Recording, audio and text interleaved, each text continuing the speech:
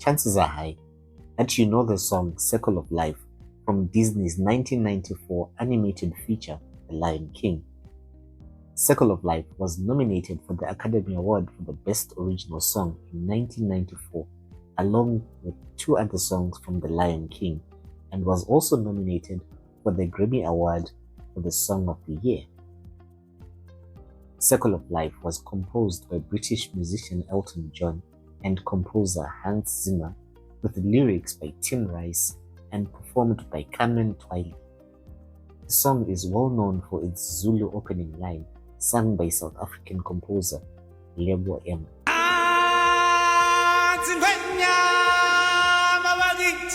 The song was featured in the 2019 remake of The Lion King and performed by Brown Lindy on keys, while still retaining the original Zulu opening vocals by Lebo M from 1994 film.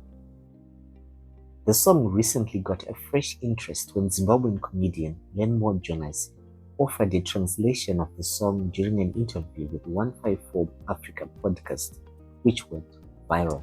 Look! There's a lion! Oh my God! The host of the show laughed. The internet had a fit. An entire generation of millennials had something done to their childhood, while Gen Zs took their TikToking to exclaim, "That's it?" Listening to the song's opening chant, one can imagine it's a profound ancestral wisdom giving you goosebumps.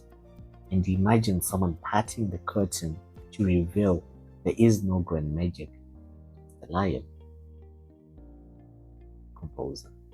The literal translation, which broke the internet, did not sit well with the award-winning South African composer Lebo M, who felt that his work and culture was being disrespected for laughs, and set about to offer the song's meaning.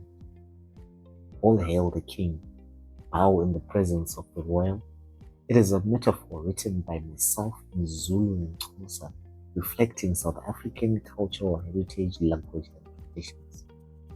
The song draws from a tradition of imboni, that is royal praise poetry, in which lion is not merely a description of an animal, but an honorific royalty.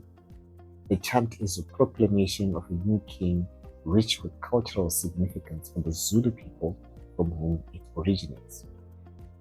Lebo M claimed that he had reached out and had been arrogantly dismissed by an unrepentant Lenmore Jonas, who basically brushed him off by saying he had been doing comedy for 8 years and would continue to do so. Canadian.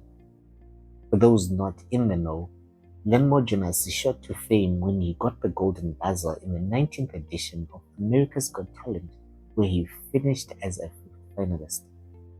For balance, there are some who are not particularly fond of his brand of humor, which they say paints where he comes from in a bad light. Conversely, others argue that it's those who make the country a joke who should do better. It's not unusual to have people divided on how comedy is supposed to land. In his defense, Jonas offered his version of events in an Instagram video in which he recounted that Lebo M had reached out to him and he had suggested they make a collaborative video explaining the song's deep meaning, which he had admitted to not being aware of. However, according to Jonas, Lebo M called him a self-hating N-word and an idiot and disrespected his craft by calling him a wannabe comedian, after which he disengaged from the conversation. Jonas, who might have an African comedy tour coming up, did not miss a beat to turn engagement into promotional material. On 17 March 2026, social media reports indicated that Lebo M filed a lawsuit in the United States District Court in Los Angeles, citing damaging misrepresentations, defamatory conduct, and unlawful commercial exploitation of Nants'ingonyama chant. The lawsuit demands either 20 million or 27 million in damages. Figures vary depending on the source, and includes claims of defamation, trade libel, and violation of the Lanham Act. There are no official communications from either party, so it's hard to verify if there is actual litigation in progress. legacy. From outside looking in, the situation could have been better handled on both sides. I admit, on first watch of the podcast interview, I had thought they had gone a bit too hard on the circle of life.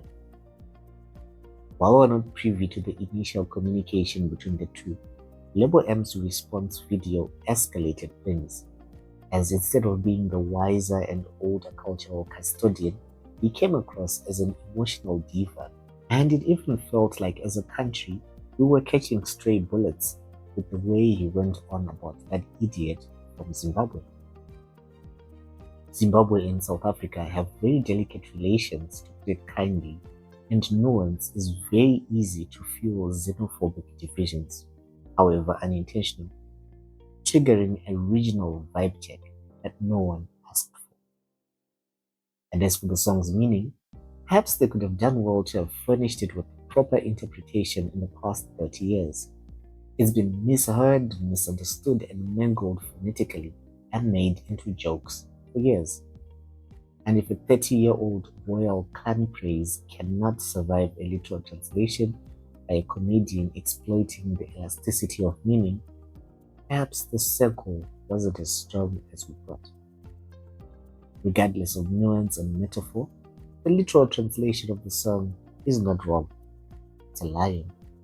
It's not just a lion, with lineage, language, legacy.